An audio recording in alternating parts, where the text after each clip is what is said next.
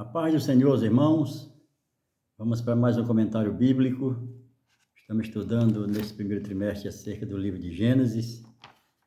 A nossa lição de hoje é a lição de número 6, que ela está inserida no capítulo 7, 8 e 9 de Gênesis. E o título da lição é O Dilúvio. Todas as lições ela traz 3 objetivos.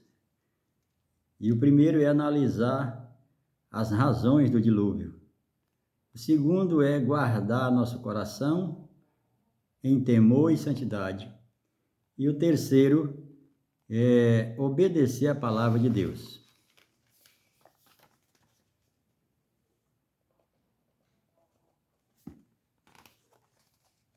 O texto áureo nos diz: assim foram exterminados todos os seres que haviam sobre a face da terra, o homem, o animal e os répteis e as aves do céu foram exterminados, ou foram extintos da terra. Ficou somente Noé e os que com ele estavam na arca. Gênesis 7, 23. A verdade prática diz: o dilúvio foi o juízo de Deus contra uma geração na qual o pecado extrapolou o aspecto pessoal e tornou-se estrutural e sistêmico. Toda vez que a humanidade ela cai numa situação de devassidão de sexual, o Senhor intervém. Aconteceu aqui no Gênesis, no dilúvio, com Noé. Aconteceu também em Sodoma e Gomorra, Gênesis 18, 20 a 21. Aconteceu também em Roma e continua a acontecer quando o pecado chega na medida ali até onde Deus suporta, dando liberdade ao ser humano. Pois bem, a introdução à lição diz: o dilúvio descrito em Gênesis não foi um mito, mas um fato histórico. O fato de Jesus associá-lo com a sua segunda vinda corrobora sua historicidade. Nós sabemos que toda a Bíblia, toda a palavra de Deus, ela é colocada em descrédito, e isso por força satânica. O inimigo, o nosso inimigo, não o inimigo de Deus, que Deus não tem inimigo, ele sempre quer colocar em xeque a palavra de Deus desde o Éden. Quando Deus cria o homem, quando Deus forma o homem, e ele planta no Éden um jardim, depois que está pronto para ser colhido, ele coloca o homem dentro. E ele diz: tu pode comer de tudo, menos dessa árvore aqui que eu escolhi para mim. É meu anátema. Satanás chega para Eva e diz: vocês não podem comer de nada. Olha só como é que ele chega. Sempre Satanás vai colocar em xeque a palavra de Deus. E é por isso que nós temos que conhecer bem a palavra de Deus, para não ficar em dúvida, como ficou Eva, para ir e caiu por conta da dúvida. A própria palavra lá já diz em João 8,32, conhecereis a verdade, e a verdade liberta. Liberta de quê? De tudo que é contrário a Deus, contrário ao nosso caminhar com Deus. Ele nos liberta porque a gente sabe. E não conhecendo a palavra, você fica em dúvida, e na dúvida você perde tempo, e você pode perder também muitas coisas. Pois bem, o primeiro ponto fala o anúncio do dilúvio.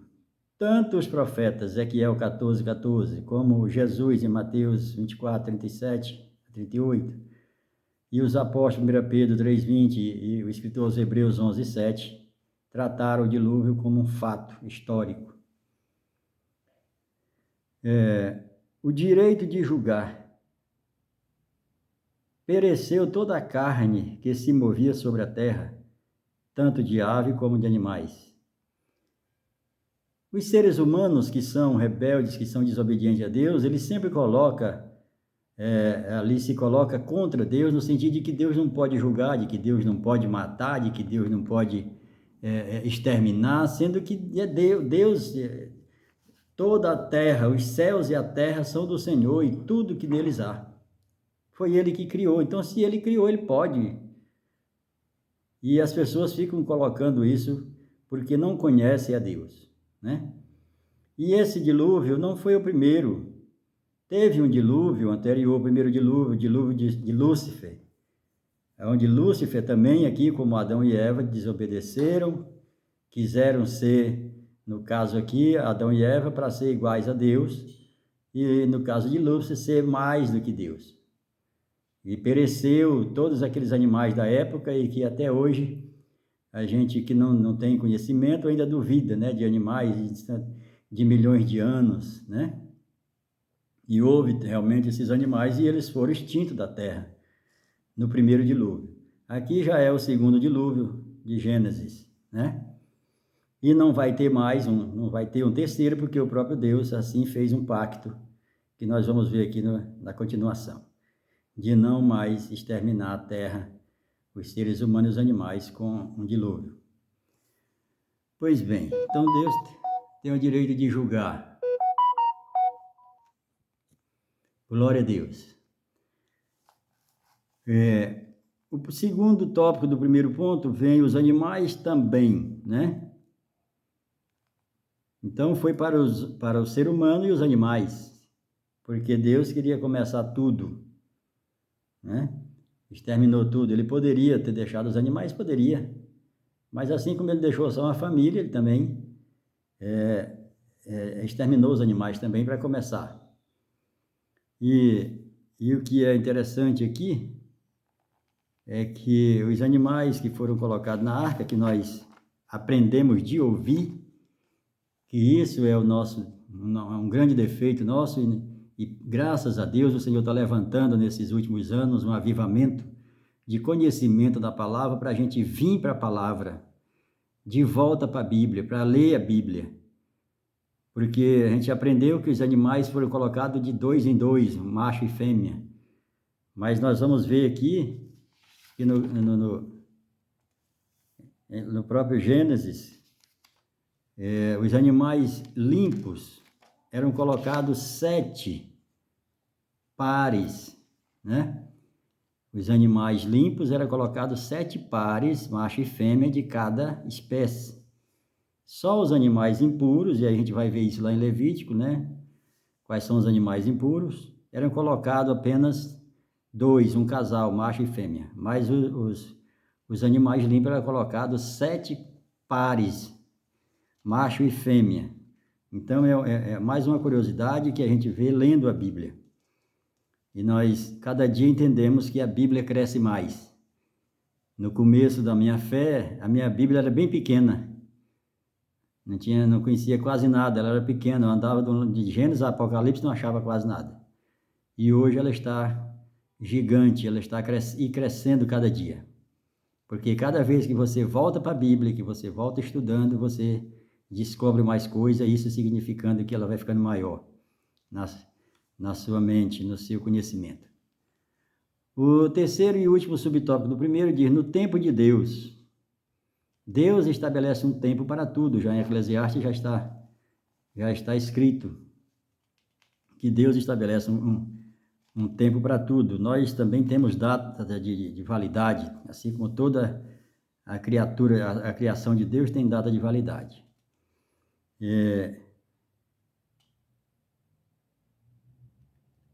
Nesse tempo aqui, Adão, que no caso aqui Noé, viveu 500 anos, né? E aí foi chamado por Deus para construir a arca. E aí mais 100 anos construindo a arca, com 600 anos veio o dilúvio. Nós entendemos aqui, através de 2 Pedro 3, 8, que nenhum homem de Adão até aqui, e eu creio que até a volta de Cristo, vai viver mais de um dia. Em 1 Pedro e 2 Pedro 3, 8 diz que um dia para o Senhor é como se fosse 1000 anos, e 1000 anos como se fosse um dia. Ou seja, na eternidade, quando Deus criou o homem, ele viu o homem nascer e morrer no mesmo dia.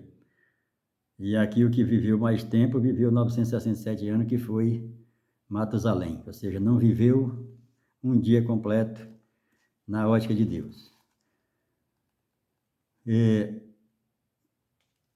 Vamos para o segundo ponto, que fala sobre a arca. Nós temos 3 arcas na Bíblia. A arca de Noé, a arca do testemunho, né? Na época de Moisés, e a igreja, que também simboliza uma arca. E essa arca da igreja também, ela é dupla simbologia, porque nós somos a igreja, cada um de nós. Então, tanto nas 3 arcas, aqui registrada na Bíblia, todo o seu conteúdo aponta para testemunho. No caso de Gênesis 7:1, a arca de Noé é o testemunho. Quando a família de Noé sai da arca, ela vai testemunhar do que houve no passado e do que houve no presente e do que haveria no futuro. A família de Noé é um testemunho e fala até hoje, como o sangue de Abel. A arca da aliança, né, que chama arca da aliança, mas na realidade é a arca do testemunho, que Deus manda Moisés fazer, né? Os israelitas ali no deserto, para o santuário, para o tabernáculo e depois para o templo em Jerusalém. Essa arca também tem 3 testemunhos. São as tábuas da lei, falando da palavra de Deus, né? O pote de ouro com maná, e também a vara de Arão que floresceu. Então, o pote com maná fala do pão da vida, que é Jesus. As pedras com a palavra de Deus. E a vara de Arão que floresceu fala da ressurreição. Então, observe que Deus sempre trabalha com 3 arcas, né? E você vai olhar na Bíblia que você vai encontrar 3 de várias formas, né? E aqui Deus estabelece um concerto com o ser humano através da arca. E essas arcas, todas essas 3 arcas representadas aqui na Bíblia, de Noé, a de Moisés no tabernáculo e a igreja, e nós somos a arca, e o testemunho que nós temos dentro de nós como sendo arca é o Espírito Santo, que habita dentro de nós. Ele é o testemunho. Lá em Atos 1:8, né? Está dizendo que ser-me-ei testemunha, né? Depois que foram cheios do Espírito Santo, ser-me-ei testemunha em Jerusalém, né? E Samaria e até os confins da terra. Nós somos testemunha, nós somos a arca que guardamos o Espírito Santo. Pois bem, o primeiro ponto do segundo tópico aqui, acerca da arca, fala das suas dimensões, né? Deste modo farás de 300 côvados será o comprimento da arca, 40 côvados de altura e de largura e a altura de 30 côvados, né? Tem todas as medidas aqui, ó, a parte histórica, né? E ela foi calafetada com betume, da mesma forma que foi calafetado aquele cesto que colocaram Moisés no rio Nilo, apontando também ali para uma arca. O segundo tópico fala da sua capacidade, né? A arca ela tinha 3 pisos, 3 compartimentos e 3 pisos. A sua capacidade das aves segundo as suas espécies, né? Aqui o que levou de animais. Vale lembrar que a arca não possui leme nem velas. O timoneiro dessa arca é o próprio Deus, porque Deus não tinha ali um destino como para chegar. O que Deus tinha ali era um salvamento. estando dentro da arca, estava salvo, não embora por onde ela tivesse que andar, né? O que importa é que estivesse dentro da arca, assim como nós, como igreja, podemos nos locomover de qualquer lugar, no país ou no mundo. Somos livres para andar ao mundo todo, assim como a arca. O terceiro fala do dilúvio, e aconteceu depois de 7 dias. Observe aqui que depois que Noé entra na arca, demora ainda 7 dias para começar a chover. Sempre o Senhor trabalha com 7. Ele entrou na arca, Deus fechou a porta por fora e eles esperaram lá dentro 7 dias para começar a chover. Isso fala também do arrebatamento da igreja. A última semana, a 70ª semana de Daniel, que é a semana que vai ser dividida ali em 2 anos, de 3 anos e meio, né? Dividida por 2 a 3 anos e meio, da falsa paz, do anticristo, e depois, quando ele se revela. E ali fala daquela semana, daqueles 7 dias, 7 anos. Esses 7 dias da arca aqui, quando é tirado os crentes vencedores, quando Jesus vier como ladrão para levar os crentes vencedores para o trono de Deus. Aqui a arca simboliza isso, que ela foi tirada ali com pouca gente, né, com os crentes vencedores, a família de Noé, e 7 dias depois veio o dilúvio. Então, 7 dias depois vem o que está prometido sobre a terra, que é a grande tribulação. Pois bem, nesse dilúvio, né, aqui fala sobre... O dilúvio não foi água só de chuva que veio de cima. É interessante você observar que na própria Bíblia está dizendo que veio água das fontes interiores, né, do grande abismo.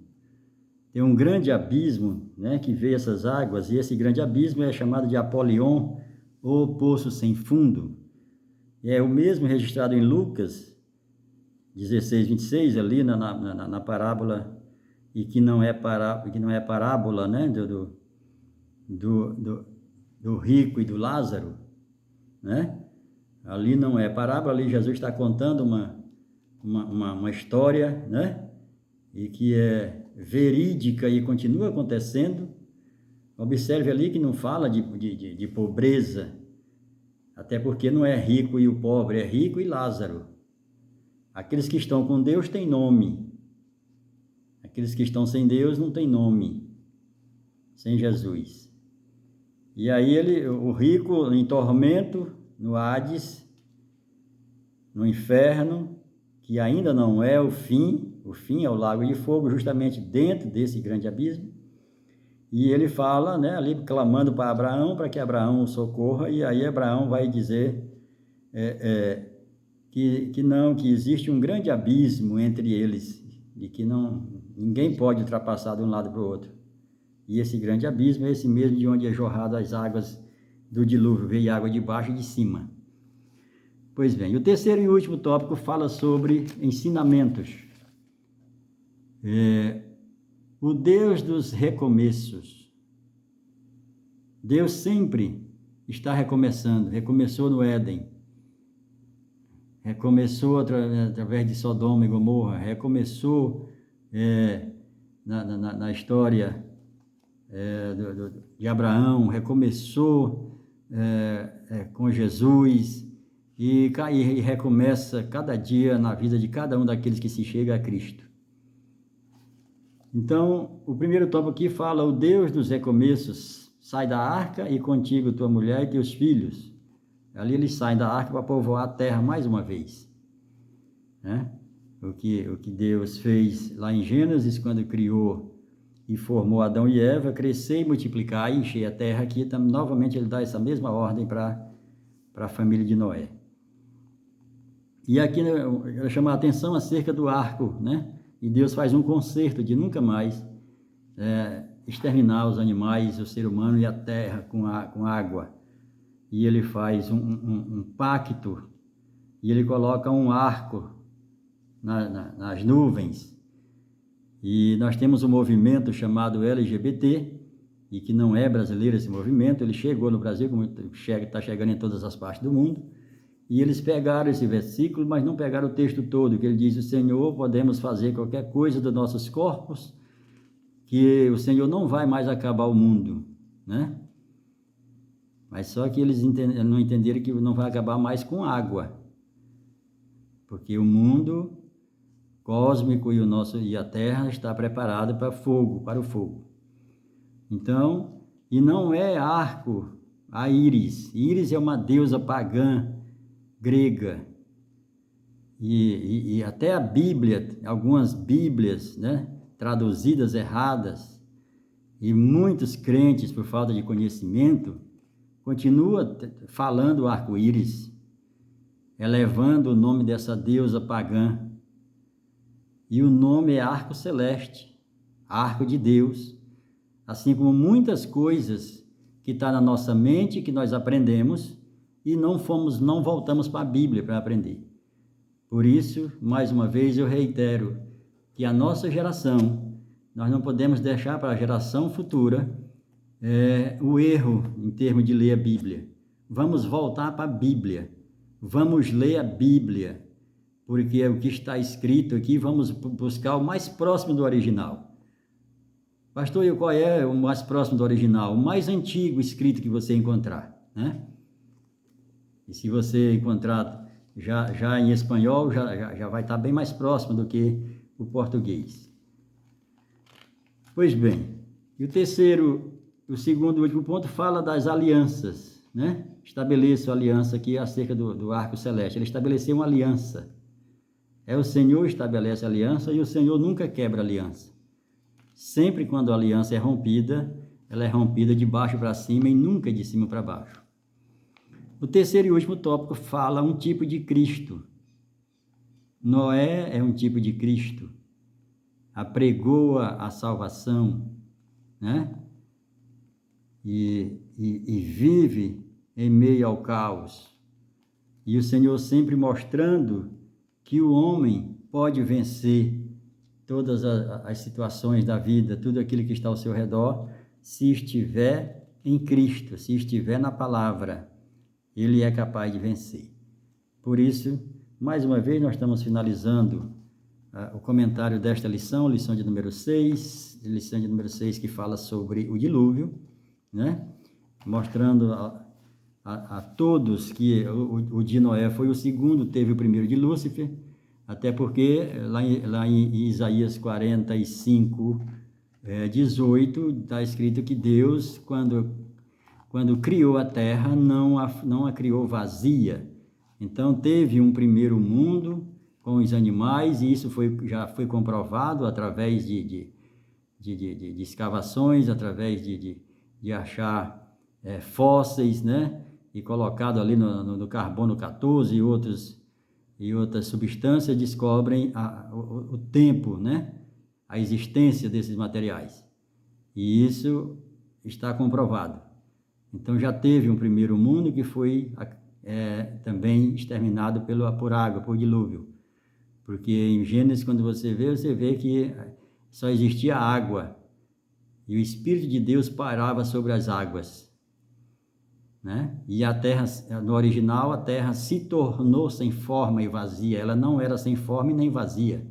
Ela se tornou por causa de um acontecimento, né?